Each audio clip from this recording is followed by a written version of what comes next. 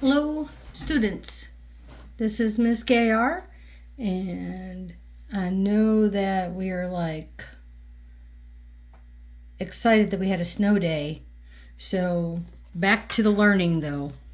So, let's look at this. We're going to do lesson 10. It is kind of a longer lesson, so just bear with it. I'll take pictures of everything and post everything in Google Classroom so that you have everything. And if you have any questions, please don't hesitate to reach out to me. I will be happy to answer any questions that you have. In addition, tomorrow I have all kinds of meetings. So tomorrow meaning Wednesday. So if you have any questions, just shoot me a message through Rooms or through email, and I will be happy to reach out to you as soon as I can. Lesson 10 is graphs of functions in standard and factored forms. All this lesson is, we're still looking at quadratic functions, okay, and their graphs. So the very first thing they do is a warm-up, just to get you used to looking at a graph. You all know linear graphs. You know that this is the y-intercept, this is the x-intercept, this is a line, it has a slope. So that's what they're looking at. And you have the equation y equals 8 minus 2x. And I don't like that they do this. I wish they would go ahead and put it in y equals mx plus b or minus b. That way you know that's the slope. And this is the y-intercept. Okay, we learned that a while back. Okay, so bring that to the front of your file box so that you guys have got that in your head. Okay, you could see here, what is the 8? It's the y-intercept is 0, 8. Okay, what does that mean? It means it's when it intersects the y-axis. Where do you see negative 2? Negative 2 is the slope of the graph, okay, and it decreases by 2 and goes over 1. So rise over run, remember, slope is always rise over run, and this is a negative 2 over 1. So you're going down 2 over 1, or you could go up 2 to the left 1. Okay, remember, this negative could be on the 2, or it could be on the 1. As long as there's just one negative there, it'd make it negative. What is the x-intercept? Here where do we see that? Okay, so it's where the equation equals 0, and you could see if you solve for that, okay, you got a negative 2x equals a negative 8 divided by negative 2. Okay, that's how you get that. All right, so that's a review of lines. Now, we're going to go over and we're going to revisit the projectile motion of the object. So we have this equation, 10 plus 78t minus 16t squared. And it says, can model the height of an object thrown upward from a height of 10 feet with a vertical velocity of 78 feet per second. You can see where these numbers are. 10 feet, the vertical, is here. 78 feet per second is here. And that's what we talk about down here. Is the expression 10 plus 78t minus 16t squared written in standard form? Yes, because it has a squared term, a linear term, and a constant. Okay, now, not every standard form has a linear term, and not every one of them has a constant, but just know that this is definitely written in standard form. Okay, so negative 16 is a, and you're like, what you getting at? Okay, remember we went over this. Ax squared plus bx plus c. That's your standard form. Write that down. Okay, negative 16 is your a, that sits in front of the x squared. 78 is your b, that's here, and then 10 is your c. This is just the formula ax squared plus bx plus c. It's just something that you're like, what is that? It's just the formula, okay? Jada said that the equation g of t equals negative 16t minus 2 and t minus 5 also defines the same function, written in factored form. Show that Jada is correct. Yes, because when you go to multiply them, you could FOIL it. First, outer, inner, last. You could, but I broke it down for you. So our first, okay, this is the linear terms are the same. So you got negative 16 times a negative 5 gives you a positive 80, and then you've got negative 2t. So those are your outers. Your linears are your outers and your inners. The squared term is first, negative 16t times t. You get negative 16t squared. And the constant term is a negative 2 times a negative 5 is 10. So yes, this factored form is the same as this form. They're the same. Okay. Here's a graph representing this. Okay, so this here and this here are represented by this graph. Okay, now what they're going to do is they're going to ask you to look at that and find what is what, just like we did with the linear equation. So I just hate that it's on another page. Okay, so you guys will have your page in front of you with the graph, hopefully, or be able to flip back and forth. Okay, the vertical intercept is 0, 10, and that's your y, and your horizontal is 5. So look at the graph. Your horizontal is here, 7, let's see. Horizontal is here at 10, sorry, right here.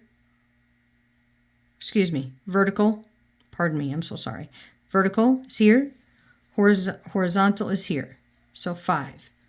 Okay, so you'll notice, okay, we're going to make some noticings here, okay. Where do these come from in this? Okay, that's because that's going to be your check when we return to school. We'll have some checks to make up, I'm sure. Okay, and then part B says, what do each of these points mean in this situation? Vertical is the height of the object when it was thrown. Horizontal intercept shows the number of seconds after the object was thrown that it hits the ground. Okay, so you've got, there could be another number there, but it's irrelevant. Okay. Remember we did that big exercise where like some of them were relevant, some of them were not. And I gave you that exercise on IXL as well. So if you have access to IXL, you can get on ClassLink with your ID, password if you have a computer. If you don't, I will extend that assignment because I'm fairly certain we will be out of school tomorrow and possibly Thursday. I can't envision us going back with as cold as it's going to be, but we might. So we'll hang in there. All right. 10.3, relating expressions and their graphs. Now, this is straight from the graph. They give you the standard form and the factored form, and you need to make some connections between this and this, but you could get this information straight from the graph, and you can get it straight from the standard form or factored form. So if you have one or the other, you can get this information. Okay, there are patterns. Look for the patterns. This is all about the patterns. Okay, you've got x squared plus 4x plus 3 is factored into x plus 3, x plus 1. And they ask you, what are the x-intercepts? Well, you look here. Where does it cross the x-axis? -1 and -3. Now look. Make some connections here. Okay? You just see how these change? Okay? The y-intercept is at 3. Okay? Function g, standard form x squared minus 5x plus 4, factored x minus 4, x minus 1. Now look, your x-intercepts are 1 and 4, and your y-intercept is 4. Now take a look, guys. This is -4. This ends up being +4. This is +3. This ends up being, oh, these are supposed to be negative. Whoops. Good catch. I can hear like Emma or Adelaide or Kylie, one of y'all catching that error. Oh, she didn't put the negatives. So I heard that. Heard y'all's voice in my head. Okay. Function h, x squared minus 9, is x minus 3, x plus 3. Notice there's no linear term there. Okay, no linear term. And then here we have 3 and -3 where it crosses the x, and then your y-intercept is -9. Okay. Here we have x squared minus 5x, and where does it intersect? 0 and 5. So those are those. And then your y-intercept is 0, 0. Your x-intercept and your y-intercept are the same one, and that can happen. Okay. Function j, you have 5x minus x squared. Okay. Notice the difference between this one and this one. Notice the difference between this graph and this graph. Okay. You're going to wonder, what makes that different? Okay. Ask those questions. Think to yourself, it's different. Why is it different? What makes it different? What about this equation is different than that equation? Okay, you need to ask those good questions. Your x-intercept is 0, 0 and 5, 0. Okay, same x-intercept. Y-intercept 0, 0, but look at it's arched differently. This is a bowl. This is being dumped. Okay. X squared plus 4x plus 4 is x plus 2, x plus 2. Oh, look, we got a touch and turn is what we call this. Okay, the x-intercept only intersects at -2, 0, and then 0, 4 is your y-intercept. What do you notice about the x-intercepts, the y-intercept, and the numbers in the expressions defining each function? Make a couple of observations. So I made a few. You can make others. These are not the only ones. I just picked a few that I noticed. The x-intercepts seem to be the opposite of the factored form. For example, you have x plus 3, x plus 1. It ends up being x is -3, x is -1. Okay, so it looks like this. The y-intercept is the same as the constant term in the standard form. So in this case, the constant would be 3 times 1 would be 3. Okay? That's just a couple. You could have a couple more if you want. Okay. Here's an expression that models function p, another quadratic function. X minus 9, the quantity of, times x minus 1, the quantity of.